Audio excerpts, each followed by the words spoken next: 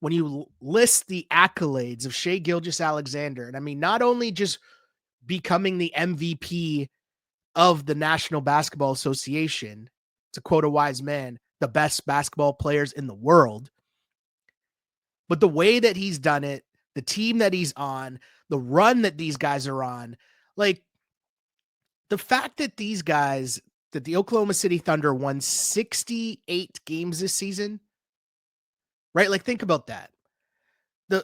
I know there was a debate about who should be MVP or not, right? Like, I get it, and I understand there's a debate because people got to say things into microphones every single day to make it seem like there's an argument.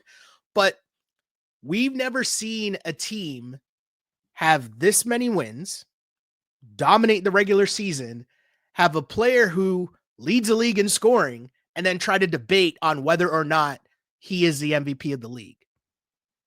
Like, it really wasn't that complicated. People in the States aren't as familiar with him because he plays in Oklahoma City as opposed to playing, for the Knicks or the Lakers or something like that. I also wonder, like, when we talk about Shai and just his popularity in the NBA, I wonder, like, why does it matter that he's Canadian? Do you know what I mean? Like, not that it's right, but I can understand the world in which people say, hey, well, Shohei Ohtani, it's difficult to relate to him. He speaks through a translator in baseball, and that makes it tough for fans to relate to him. And he's not in commercials, and he's not doing all this, and he's not in that. And, like I not that I agree, but I can understand where that narrative comes from, right? Even, if you want to, I think Giannis is a great face of the NBA and a good ambassador, and he's fun and he's a good family man and all those other cliche type things people try to bring up. But because he's Greek, he can't be the face. Jokic doesn't really want that. So we understand that. But Shai, I mean, such a well-spoken, smart, great basketball player. He's smooth as ever. He's very charismatic when you get him on the mic in interviews. Like, all of these things, is it really that big of a deal to the US market that he's from Hamilton, Ontario, Canada, as opposed to, I don't know, Atlanta?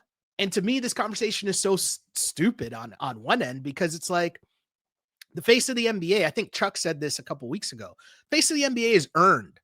Like, you win, and then you become the face of the NBA. If you win consistently enough, you become the face of the NBA. The reason why people have been struggling to figure out who that next face is after Steph and LeBron and KD leave is because we haven't had any of these young guys win or make deep runs consistently enough in the playoffs.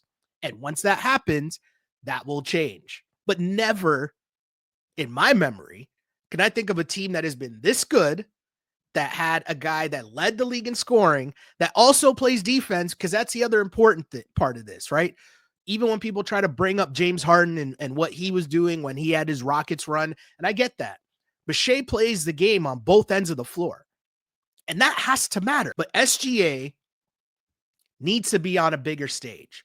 Maybe after they win this NBA championship, we're knocking on wood, because, of course, all of Canada would and should be rooting for the Oklahoma City Thunder and Shai to win the NBA championship. But it shouldn't be this difficult. And I mean, I'll bring it back closer to home. I think a lot of it, I'm going to almost call myself out here on something that I like to talk about, is worrying about what the American narratives are and having that like leak into Canada and how we cover Shai Gilgeous-Alexander or any other Canadian star. Shai undoubtedly is one of the best Canadian sports stories in the country right now, and has been for the last few years, right? Like, when you think about winning the bronze medal at the World Cup, right? And then getting Canada into the Olympics for the first time in 20 years. Like, these are things that people who have been following the game of basketball in this country have been like wishing for, dreaming for, pleading for.